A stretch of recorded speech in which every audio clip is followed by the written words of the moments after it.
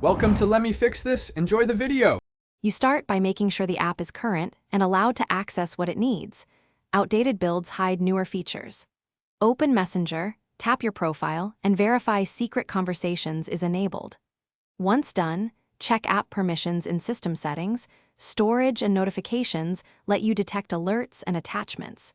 You do this now because encrypted threads only appear when the feature and permissions are active. This prevents false negatives and speeds up the search for encrypted chats. Next, search directly for people you suspect have encrypted chats with you. The app marks secret threads with a lock or secret label.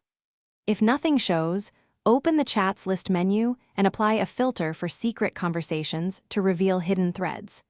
You can also open a contact's profile and tap Message Secret Conversation to test whether end-to-end encryption is supported. Doing this helps distinguish regular messages from encrypted ones and confirms whether a thread can be created. Finally, handle recovery and troubleshooting. Remember that secret conversations often bypass standard backups, so don't expect to restore them from cloud backups. If encrypted threads are missing, reinstall Messenger and log back in to refresh the local index. This can surface hidden threads.